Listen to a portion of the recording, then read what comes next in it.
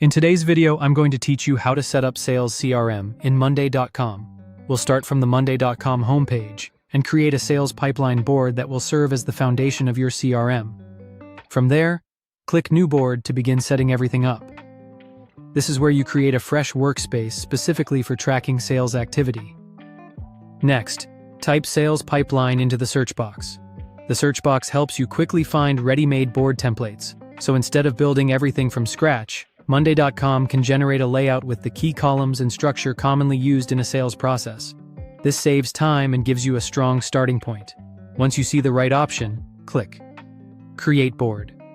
After the board is created, you'll notice some default pipeline groups already included, such as lead, negotiation, and closed. These are useful, but most sales processes need a few more custom stages. Click Add New Group to begin customizing your pipeline so it better matches how your team actually moves deals forward. Start by adding a contacted stage. This is helpful for separating brand new leads from people you've already reached out to, making follow-up much easier to manage. Then add a qualified stage. This is where you can organize leads that have been reviewed and confirmed as a good fit, so your team knows which opportunities deserve the most attention. Next, add a proposal sent stage. This gives you a clear place to track deals that have advanced to the pricing or offer stage.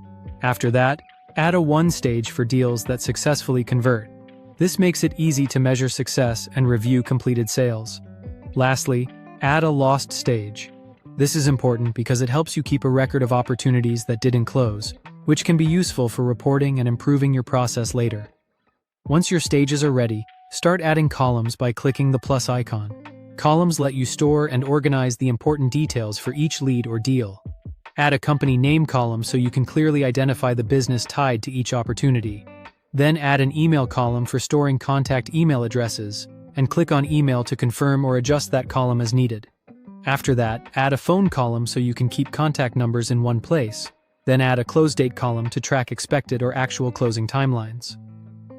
Finally, add a notes column. This is where you can capture important context, follow-up details, and conversation history so nothing gets missed. Once that's done, connect your contacts to deals, create lead capture forms, and set up automations as necessary. That's how to set up Sales CRM in Monday.com. Thank you for watching and subscribe for more.